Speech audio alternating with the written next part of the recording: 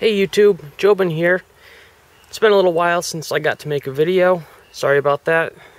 Wasn't really feeling too well. What I got here is my K-Bar short Tanto, and I actually just sold this knife a couple days ago. And I wanted to try and get a quick review of it done before I had to send it out, because I did use this knife for quite a while and I do have some thoughts on it. And I kind of wanted to do like some in-use demonstrations of it, but I really don't think I'll get to that. You know, the guy already paid for it, so I gotta get this off to him. But I'll just take a quick look and got a few points to talk on. Let's start with the sheath.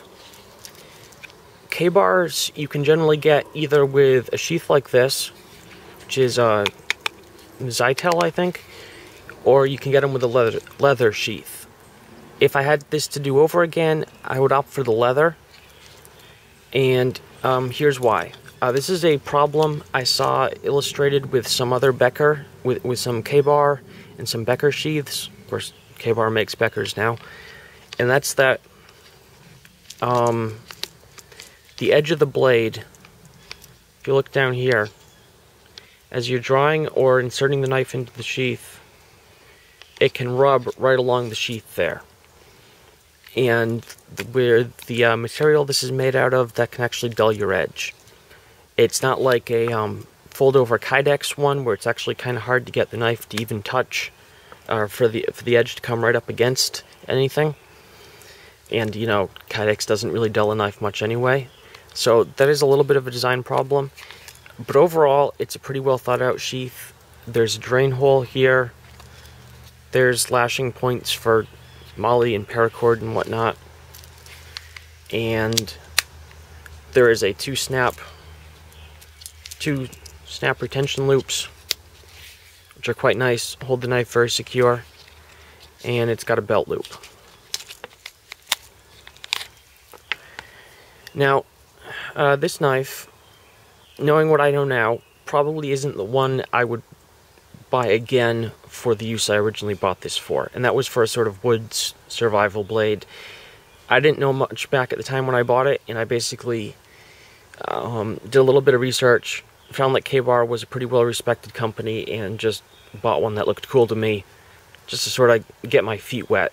It was the first quality fixed blade I ever bought, really. However, despite the hate some knife aficionados have for the Tanto blade, it actually served me pretty darn well. It is a very strong tip, and while maybe it can't do a task like skinning very well, where you want a smooth curve of belly, this straight edge here is actually just fine. It can do a lot of scraping tasks. Obviously not going to go too hard up here, but a lot of drilling like that, it does just fine if you were to go down into something. And the edge isn't completely straight, but there is a very slight curve to it, which is nice. I like knives with a straight stretch of the blade, with a mostly straight stretch of blade with a very slight curve to it. That works pretty well. This is the short version. They have the full sizes, and then they have the short versions of most of their USMC type knives. The blade on this one is, I think, 5 1/4 long from hilt to tip, and it has about 4.5 inches of cutting edge, which is one of the reasons I haven't been using it much lately, because it's just over the limit for me to legally carry in my state. So basically I could only use it when I was around my own place. Now, this one is modified. I ground off the top guard, and that's because for use as like a woods and utility knife, the guard was a bit of a problem. You ended up having to adopt a grip kind of like this, sort of fencing grip. Solid hammer grips tended to end up with the guard like digging into your the place between your thumb and the rest of your fingers, and doing like a saber grip with your thumb on the back of the blade wasn't really possible with this top guard here, because you'd end up like this. it was just really uncomfortable, really impractical. So I ground the top guard off, and for everyday use, the ergonomics of the knife improved like 200 or 300%. And really at that point, I had no complaint about it. I actually really like the craton handles. They have a very slight give to them, and they're sort of oval shaped, which is just perfect. So overall, this is a pretty good knife for the money.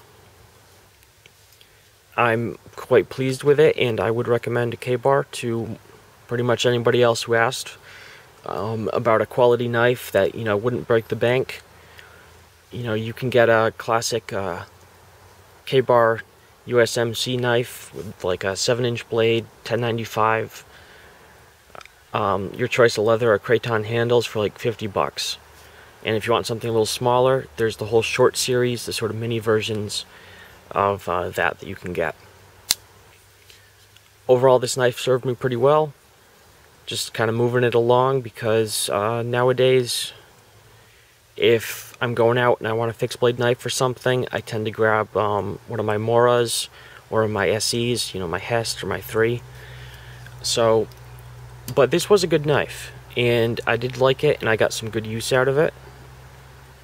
And really, no complaints overall, aside from the fact that if I had to do it over again, I would get the leather sheath instead of this one, or if I were keeping it, maybe I'd try and make a Kydex one for it, and that for use as a utility knife, other than, you know, anything other than just like a stabbing implement like this, you really need to grind the top guard off. I think the K-Bar next generation actually comes like this from the factory, with no top guard, to felicitate it's using it in a utility role. And I think that's a really smart decision. So there you guys go. Those are my thoughts on the K-Bar Short Tanto. Hope you enjoyed the video, and have a nice day.